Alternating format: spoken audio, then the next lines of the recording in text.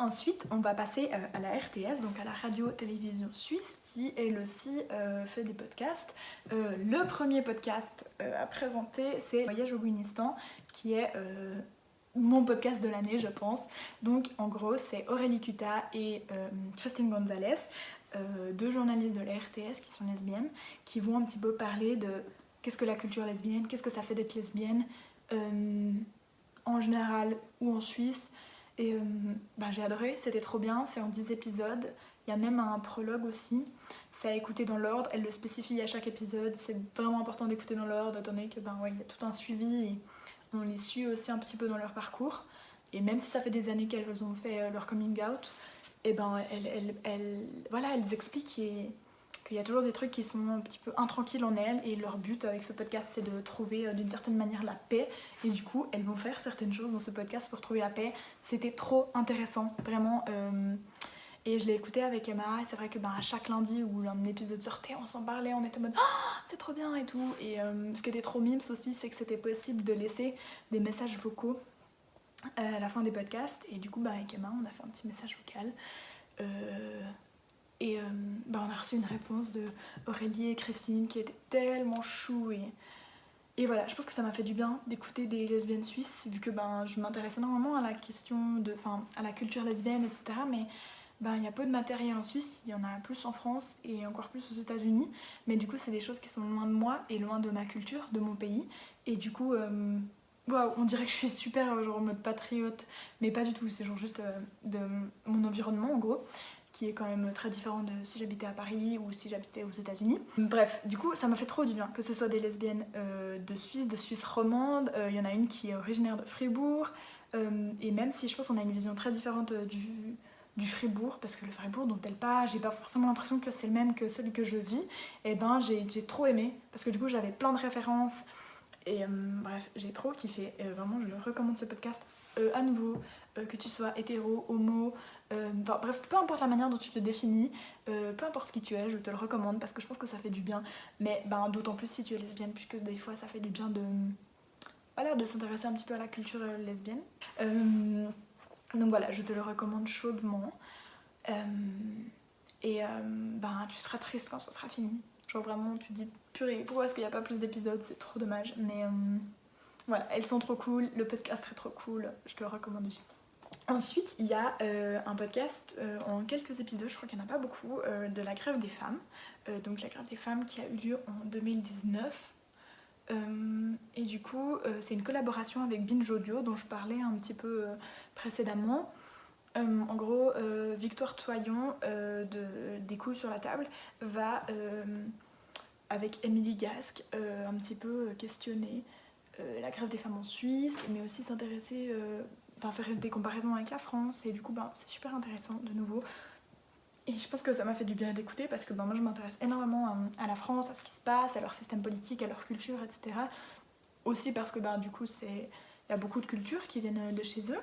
Et du coup là ça me mêlait aussi à ma propre culture, à mon propre environnement. Bref, du coup j'ai trop adoré, c'était super intéressant. Parce qu'il y a aussi des épisodes je sais pas si c'est exactement les mêmes épisodes ou pas, mais ils sont aussi parus sur les couilles sur la table. Et du coup il y avait un petit truc de ah waouh, et en France on parle de nous entre guillemets. Et voilà, c'était cool. Ensuite, un podcast que j'ai adoré, que j'ai écouté quand même il y a déjà un petit moment, je me demande si c'était pas pendant le confinement. Ouais, c'était carrément pendant le confinement. Ça s'appelle 8 femmes à bord. Et en gros, c'est Francesca Argirofo, qui est donc une journaliste à la RTS, qui va partir avec 7 ou 8 autres femmes, je sais plus exactement, sur un bateau. Toutes ces femmes, elles ont en commun le fait qu'elles ont eu un cancer du sein. Et du coup, elles vont faire une traversée. Mais c'est aussi une métaphore, cette traversée par rapport à leur cancer du sein. Du coup, voilà, c'est une sorte de... parce qu'avoir le cancer du sein, c'est toute... c'est une odyssée, en fait, entre guillemets. Et du coup, il y a un peu une métaphore dans ce podcast. Et c'est super touchant de les écouter. Et de nouveau, le fait que ce soit des femmes suisses, et il y a un truc de...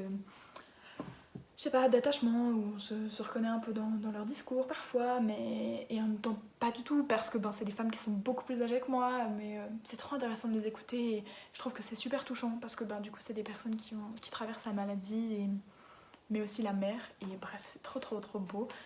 Et le dernier podcast dont je voulais parler qui est à la RTS, c'est Heure Locale.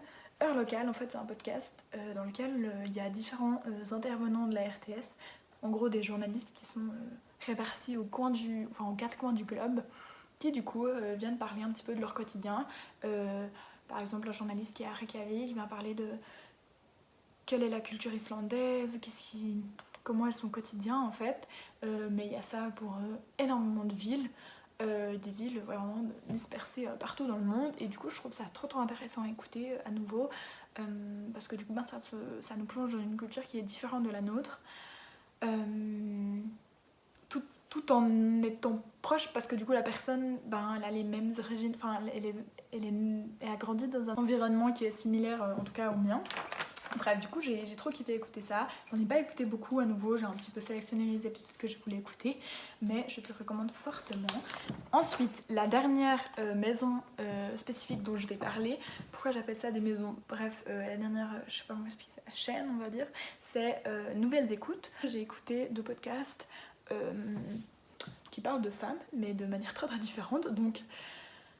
le premier, c'est Impatiente. Impatiente, ça va raconter l'histoire de Maëlle. Maëlle, c'est une jeune femme qui est atteinte du cancer du sein, et en fait on va suivre tout son parcours dans différentes saisons, et vraiment on va passer par des hauts et des bas qui sont énormes, et c'est un des podcasts qui m'a le plus touchée. J'ai souvent pleuré en fait en écoutant les épisodes, et ça m'a plongée dans un monde que je connaissais pas forcément, celui des endocrinologues, non,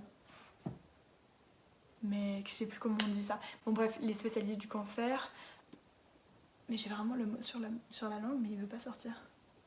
Endocrinologue, mais là on dirait trop que c'est endoctriné. Oncologue, non, c'est pas ça. Je sais plus, bref. En gros, on suit Maëlle dans son parcours vers la rémission du cancer. Et puis il y a énormément de hauts et de bas, de retournements de situation, et en fait on voit comment il est ce monde difficile de la médecine. Et voilà, Maëlle nous raconte énormément d'anecdotes qui sont extrêmement touchantes, parfois même violentes, et ça en dit long en fait sur le monde de la médecine, et c'est super intéressant et super important d'écouter ça, de découvrir ça, et de mettre en fait en lumière le fait qu'il y a des pratiques qui maintenant ne doivent plus se faire puisqu'elles sont inhumaines, en tout cas irrespectueuses de la dignité de la personne. Donc voilà, ça j'ai eu plein de révélations, de chocs un peu des fois, mais je le recommande fortement, et il y a vraiment beaucoup de retournements de situation. Donc voilà, je recommande de ouf. Et il n'y a pas que Maëlle qui parle dedans, il y a aussi, elle fait intervenir des gens, etc. Et trop cool. Et du coup, le second podcast de Nouvelles Écoutes que j'ai envie de te présenter, c'est Intime et Politique. À nouveau, c'est un podcast qui en fait publie différentes séries, et moi la série que j'ai écoutée et adorée, c'est La Politique des putes. La Politique des putes, c'est du coup une série de 10 épisodes je crois, qui ont été réalisés par Océan, qui est un comédien, et du coup il a été interviewé différentes prostituées qu'il connaissait ou pas, et raconte pourquoi est-ce que dans le fond le féminisme abolitionniste, en gros le féminisme qui voudrait que la prostitution n'existe plus, pourquoi est-ce que c'est un non-sens, enfin voilà, ça explique tout ça, et ça permet de se faire un avis sur la prostitution. Est-ce que on est pour, on est contre, et moi ça m'a vraiment beaucoup aidé et intéressée, et c'est un podcast que j'ai écouté pendant le confinement, et ça m'a fait beaucoup de bien de m'intéresser à autre chose qu'à ma propre personne dans cette période, je pense.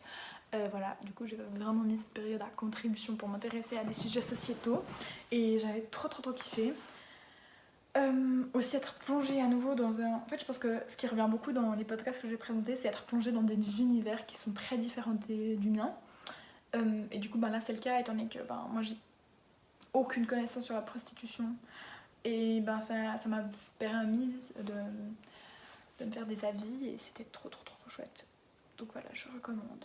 Finalement, je vais présenter maintenant des podcasts qui sont, on va dire, indépendants, qui ne font pas partie de maisons mais à nouveau je dis maison, mais c'est pas exactement ça le terme, en gros qui font pas partie de sorte de chaîne de podcast. Et le premier dont je voulais parler, c'est On se tient au jus de Camille et Justine. Camille et Justine, c'est deux youtubeuses qui sont maintenant un petit peu sur tous les réseaux et qui s'indignent sur énormément de sujets sur leur chaîne YouTube, sur leur Insta, sur leur TikTok. Et là, en l'occurrence, dans ce podcast, eh ben, c'est vrai que c'est un petit peu différent. C'est un concept qui change, où elles vont interviewer de nouveau des personnes un peu connues. Et je trouve ça trop chouette. Elles font une présentation de la personne, ensuite elles se posent des questions chill ou des questions profondes, et ensuite elles font des recos ou des déconseils d'œuvres, et je sais pas, ça leur permet de râler, mais beaucoup moins que sur leur chaîne YouTube, et du coup je trouve que ça fait trop du bien, et je trouve que... Puis j'aime trop aussi leur image, enfin leur petit logo de podcast, enfin bref, voilà. Du coup j'aime trop ce podcast, je le dévore en ce moment, donc voilà. Je te le recommande, et elles font tout ça autour d'un jus, d'où le nom de leur podcast On se tient au jus. Voilà, je kiffe trop, je te recommande.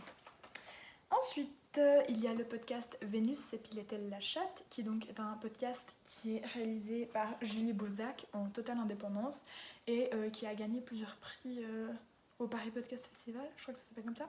Bref, c'est un podcast qui est trop cool, dans lequel Julie Bozac en fait va parler d'histoire de l'art, donné que c'est ce qu'elle a étudié, elle a même travaillé un petit peu dans le domaine, et après elle a pris du recul, elle s'est dit je vais peut-être devoir parler de ce monde un petit peu problématique, et du coup elle déconstruit plein de choses par rapport à ça. Et l'épisode qui du coup a remporté énormément de prix et qui moi que j'ai trop kiffé, c'est l'épisode sur Pablo Picasso. Elle explique pourquoi est-ce que Pablo Picasso en fait c'était un gros con.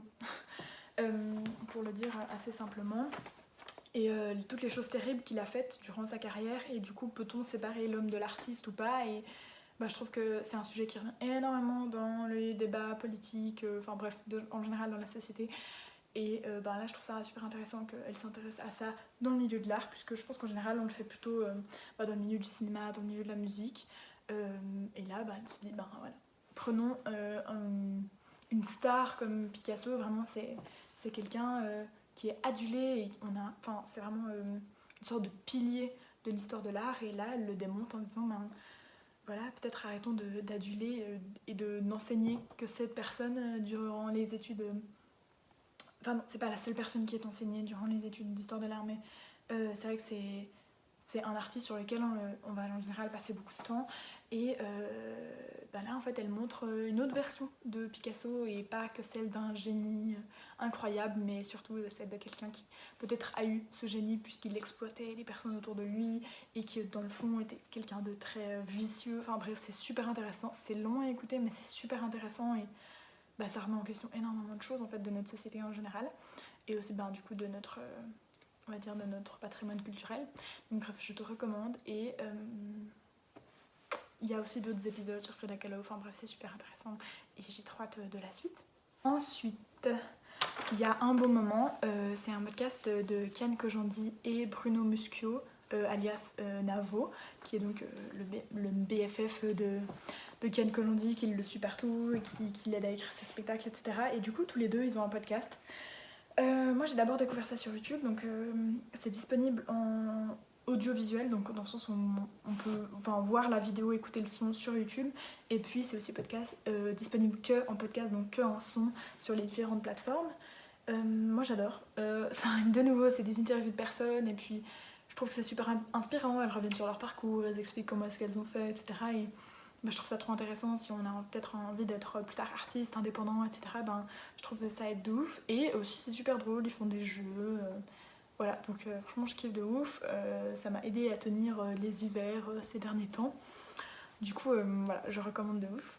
Ensuite le prochain podcast, c'est un podcast qui est très peu connu, en tout cas de ce que j'ai vu, c'est le podcast Outsider, qui pour l'instant a 5 épisodes, qui viennent un petit peu parler des gens qui transgressent, on va dire, les normes de la société, et ça du point de vue sociologique. Donc je crois que c'est une étudiante en sociologie, une sociologue, je sais plus exactement, ou en tout cas quelqu'un qui va interviewer des sociologues